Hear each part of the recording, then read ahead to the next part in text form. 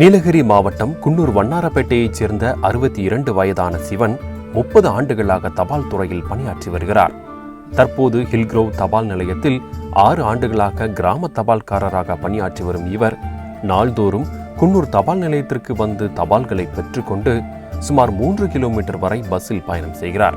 பின்னர் அங்கிருந்து வனப்பகுதிகள், மலை ரயில் பாதை, பாலங்கள், குகைகள் வழியாக சுமார் 15 கிலோமீட்டர் நடந்து சென்று ஆடர்லி, மரப்பாலம், பர்லியாறு, ஹில்க்ரோவ் போன்ற எஸ்டேட் மற்றும் பழங்குடியின மக்களுக்கு தபால், மணி ஆர்டர் போன்றவற்றை பட்டுவாடா செய்து வருகிறார்.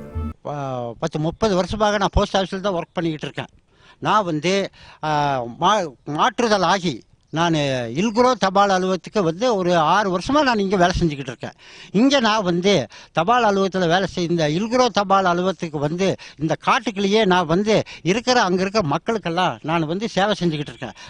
அத்துடன் பழங்குடியின மக்களை சிறு சேமிப்பு திட்டத்தில் இணைத்து சேமிப்பு பழக்கத்தையும் உருவாக்கியிருக்கிறார்.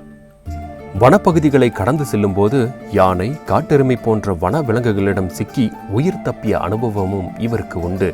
இருந்தாலும் இவரது கடமை உணர்ச்சிக்கும் மலைகளை கடந்து செல்லும் இவரது வேகத்துக்கும் யாரும் ஈடுகொடுக்க முடியாது என்கிறார்கள் இவரை அறிந்தவர்கள்.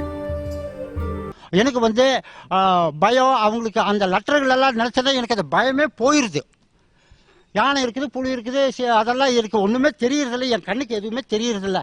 என் பாட்டுக்கு நான் போவேன், என் பாட்டுக்கு நான் வருவேன். எல்லாத்துக்கும் அவங்களுக்கு சேர வேண்டியதை கரெக்டாக கொடுத்துட்டு அவங்களுக்கு ஏதோ பணம் வேணும்னாங்கன்னா உடனே நான் புக்கை வாங்கிட்டு அவங்களுக்கு நான் பணம் எஸ்பியில் அக்கௌண்ட்லேருந்து எடுத்து நான் அவங்களுக்கு கொண்டு போய் கொடுப்பேன்.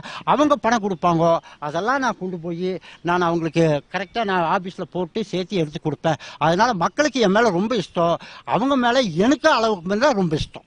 காட்டு வழியை கடந்து செல்ல பயம் ஏற்பட்டால் மந்திரத்தை உச்சரித்தபடி சென்றால் எதுவும் ஆகாது என கூறும் சிவன் கிராமப்புற மக்களுக்கு சேவை புரிவது ஆத்ம திருப்தி அளிப்பதாக மனம் நெகிழ்கிறார். சிவனின் இந்த அர்ப்பணிப்பான பணி தபால் துறைக்கு மேலும் சிறப்பு சேர்ப்பதாகவே இருக்கிறது.